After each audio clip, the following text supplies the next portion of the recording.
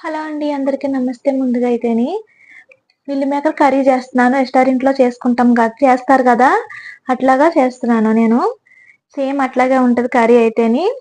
మనం డైలీ చేసుకుంటియి కాకుండా కొంచెం డిఫరెంట్‌గా చేసుకుంటే బావుంటది కర్రీ అయితేని. ఫస్ట్ అయితే హాట్ వాటర్ పెట్టుకొని, కొద్దిగా గోరువెచ్చ వాటర్ పెట్టుకోవాలండి. పెట్టుకొని కప్పుడు మిల్ మేకర్ తీసుకున్నాను. ఇందులో ఒక 5 నిమిషాలు నానబెట్టేసుకోవాలి. నానబెట్టేసుకొని పక్కన పెట్టేసుకోవాలండి. కర్రీకి కావాల్సిన పదార్థాలు నేనైతే డ్రై ఫ్రూట్స్ వాడుతున్నాను. ఇందులోకైతేని ఇవన్నీ వాడుతున్నానండి. చెక్క, లవంగాలు ఇయన్నీ వాడుతున్నాను. బిర్యానీ ఆకు అదిని. ఒక 5 నిమిషాలు నానించి వాటర్ లేకుండా తీసేసుకోవాలండి. ఈ సోయా అయితేని. ఇలా నానితే స్పాంజీలాగా మెత్తగా ఉంటది కర్రీ చేసుకున్నప్పుడు మనం. ఈ నానిపోయినాయి కదండీ! వాటర్ లేకుండా ఇలాగా తీసేసుకోవాలి. చూసారు కదా! ఇలా పట్టుకుంటే ఇలా ఉండాలి. మనం కర్రీ చేసుకున్న మసాలాలయి బాగా పడతాయి. మిక్స్ పట్టుకొని ఇయన్నీ చేసుకున్నప్పుడు గ్రేవీ లాగా వచ్చి దీంట్లో లోపటికి ఉప్పు అన్ని కారం అయ్యి బాగా పడతాయి కర్రీకి. ఇలా వాటర్ లేకుండా తీసేసుకోవాలండి. అదే కళాయి ఎట్టేసుకున్నాను కొద్దిగా ఆయిలేసుకోవాలి. ఆయిలేసుకొని ఉల్లిగడ్డలు అయ్యిని వేయించుకోవాలి ఇందులోని.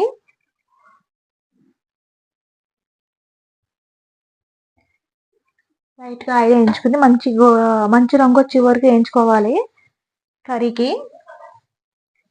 నేనైతే ఒక ఉల్లిగడ్డ తీసుకున్నాను గ్రేవీ కోసం. రెస్టారెంట్‌లో ఎలా చేస్తారు సేమ్ అలాగే నేను ఒక రెస్టారెంట్‌కెళ్ళినప్పుడు చూసాను ఆ కర్రీ. చూసి టేస్ట్ సూపరుంది అసల.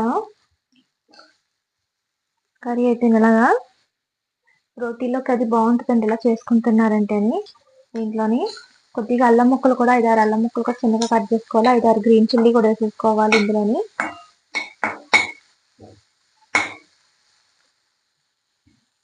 ఇందులో మనం ఎల్లిగడ్డలు కూడా ఉంటాయి కదా! కొన్ని ఎల్లిగడ్డలు ఒక గడ్డ ఎల్లిగడ్డలేసేసుకోవాలి.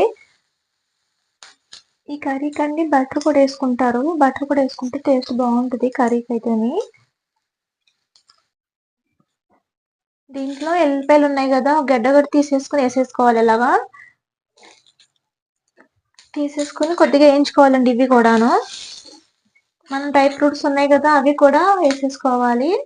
బిర్యానీ ఆకు అదిని. ఇవన్నీని. చెక్క, లవంగాలు కూడా ఉన్నాయి కదా! అవి కూడా ఏసేసుకోవాలండి. ఇవన్నీ ఏసుకున్నాం కదండీ! ఒక మాట ఏయించుకోవాలి ఇవన్నీని. ఒక 5 నిమిషాలు. బాదం అయి ఉన్నాయి కదా! అవి కూడా వేసేసుకోవాలి. ఇందులో గుమ్మడి గింజలు ఉన్నాయి కదా! అవి కూడా ఏసేసుకోవాలి. మనం ఇయన్నీ ఏస్తాం కదండీ! డ్రై ఫ్రూట్స్ అన్నీ మంచియే మన హెల్త్‌కి కూడాను. కొంచెం మంచి రంగొచ్చే వరకు ఏగనివ్వాలి ఒక 5 నిమిషాలు.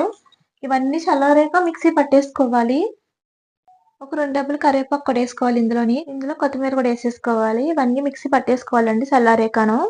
వేడి మీద పెట్టుకోకూడదు. ఈ చల్లారిపోయినాయి కదండీ! మిక్సీ జార్‌లో ఏసేసుకోవాలి. మిక్సీ పట్టేసుకోవాలి ఇవన్నీని.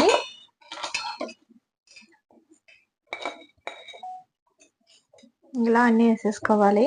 ఇందులోని ఉప్పు, కారం, పసుపు అన్నీ ఇందులోనే ఏసేసుకోవాలి.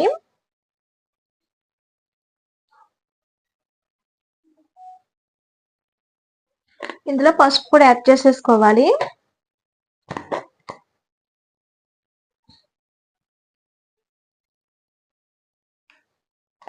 ఇందులో ఆల్రెడీ పచ్చిమిరపకాయలు ఏసాం కదా మనం.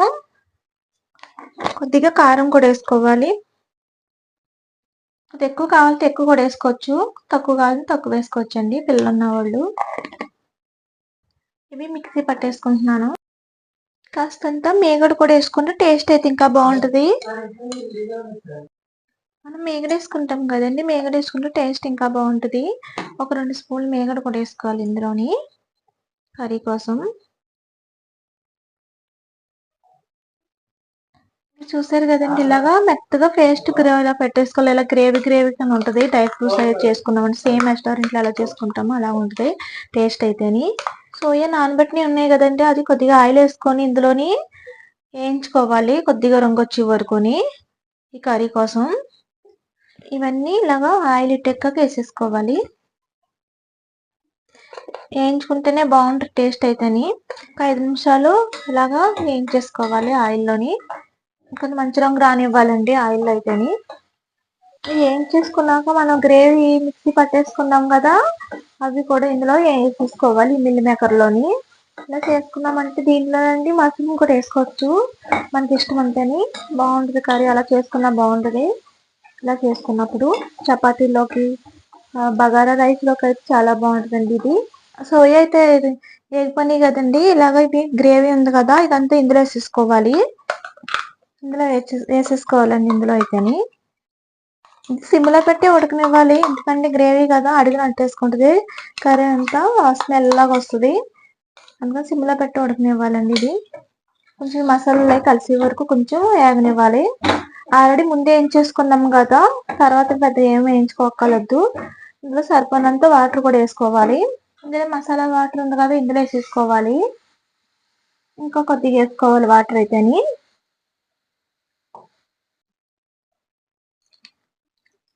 ఇందులో వేసేసుకుని ఒక 5 నిమిషాలు ఉడకనివ్వాలని సిమ్లో పెట్టి మధ్య మధ్యలో చూసుకోవాలి. కొద్దిగా సాల్ట్ కూడా పడుతుంది ఇందులో అయితేని లైట్గా. ఒక 5 నిమిషాలు బాగా ఉడకనివ్వాలి. ఆయిల్ ఉంటుంది కదండి, ఆయిల్ కొంచెం పైకి వచ్చేసే వరకు బాగా ఉడకనివ్వాలి. కర్రీ అయితే చూసేది కదండి, ఇలాగా కరెక్ట్గా ఉడికింది, అంటుకోకుండా ఉండాలి. ఇలాగా సిమ్లో పెట్టి ఉడకనివ్వాలి. ఇది ఇలా గ్రేవీ గ్రేవీ కింద ఉంటుంది, బాగుంటుంది. చాలా చాలా టేస్టీగా ఉంటుంది. తప్పకుండా మీరు ట్రై చేయండి. పిల్లలకి అది చేసి పెట్టినప్పుడు ఇలా చేసి పెట్టారంటే పిల్లలు కూడా చాలా హ్యాపీగా తింటారు, పెద్దవాళ్ళు దీన్ని. చూసారు కదండి, ఇలా చేసుకున్నారంటే చాలా చాలా బాగుంటుంది. తప్పకుండా మీరు ట్రై చేయండి ఈ కర్రీని. కామెంట్ పెట్టండి, లైక్ చేయండి, షేర్ చేయండి ఫ్రెండ్స్. Bye friends.